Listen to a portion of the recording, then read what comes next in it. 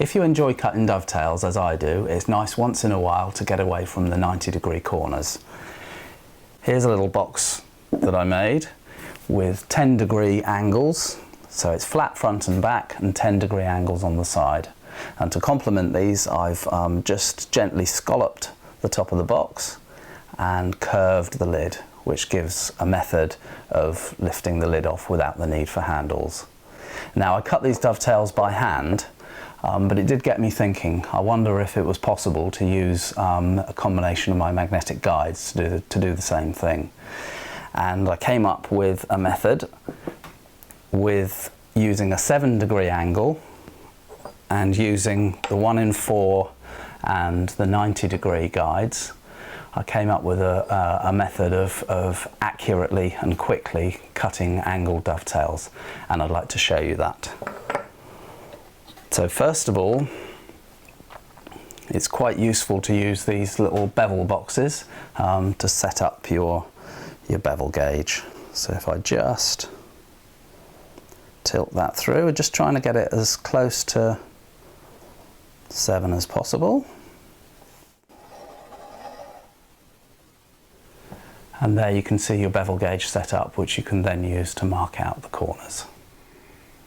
So just to make sure you get nice, accurate, clean angles, it's quite useful to make up a couple of these little guides or jigs here. This one's at 7 degrees, which gives you a tilt that way of 7 degrees, and this one's at 7 degrees, which gives you a tilt in that direction. So you can use these to clean up both the tails and the pin boards at exactly the right angle.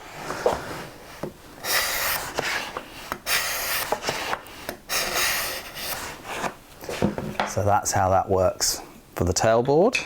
And then for the pin board, it's quite useful with the pin board to have it originally slightly wider, because both the top and the bottom need material removed to create an angle of a leaning angle of 7 degrees.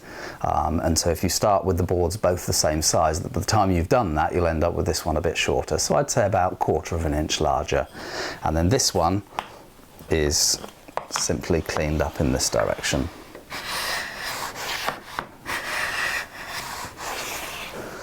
Okay, so that gives you the angles you require. This one's upright and this one here is angled so that those two match.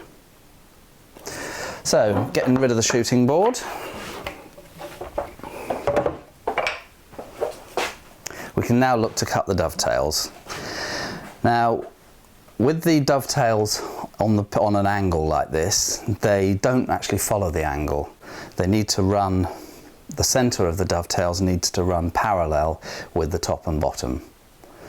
So I've just marked in little pencil lines there, and then I've marked the angles on the dovetails. So I've taken my marking gauge and I've scribed round the thickness of the tailboard, the pin board on the tailboard, and vice versa. And one point worth noting here is when you come to the end of the tailboard, you won't be able to roll around the corner. So this last one needs to be marked with a square and a knife. So now it's time to cut the dovetails. So we put this in the vise and take our 1 in 4 guide.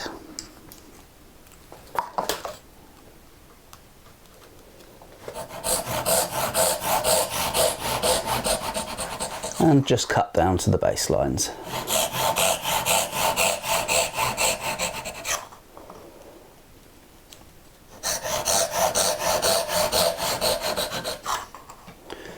And the last one. Now then, if we turn this in the vise, and that's where the 90-degree guide comes in.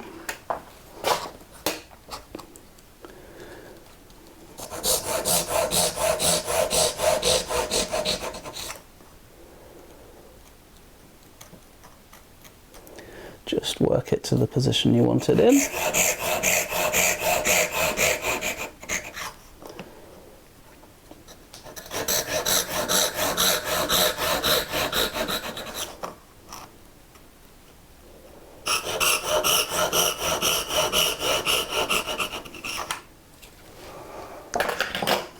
And there we go.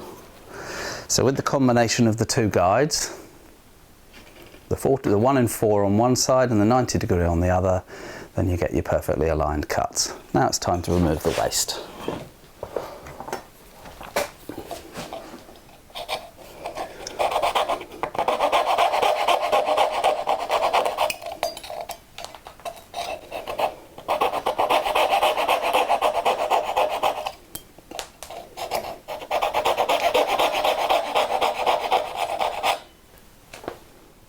So with the tails cut and cleaned out, it's now time to mark the pins.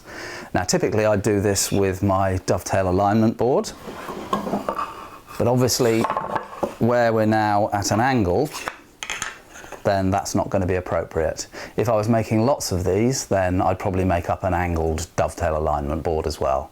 But I'm not, so we're just going to use the old-fashioned method here. So if we take a plane, put it on its side, run that up flush, and then we can use that as a steady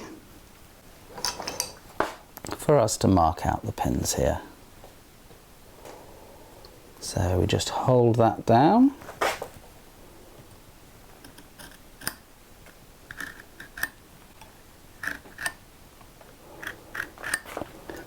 Whatever you do, try not to let it slip.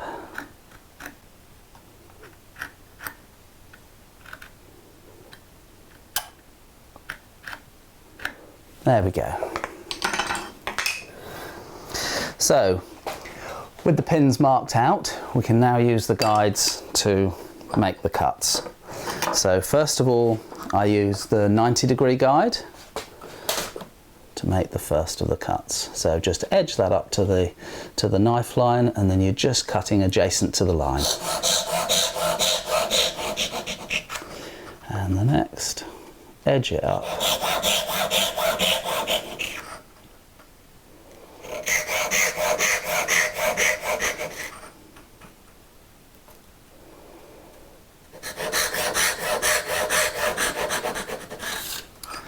So it's now time to flip this in the vise and then move to the 1 in 4.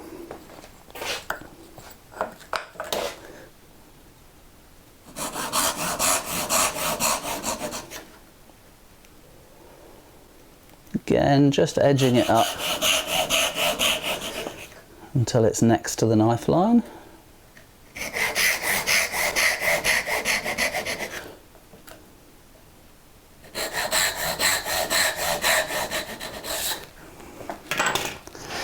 So there's all the cuts done.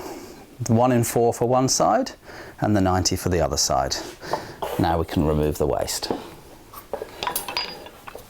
Again, I'm using this new concept saw which cuts really quickly, really straight, and allows me to get nice and close to the baseline.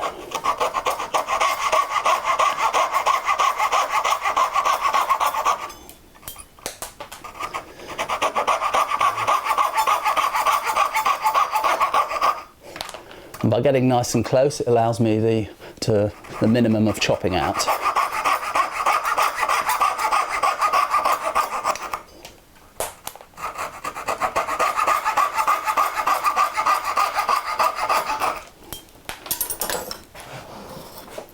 So now we've gone close to the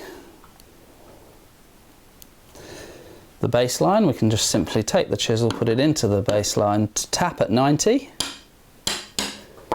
and at 92, giving us a slight undercut in the middle.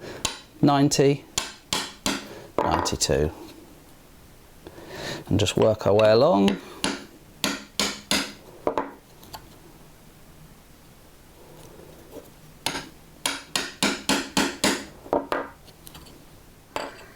So with all the pins chopped and cut down to the line, it's time to see how we did.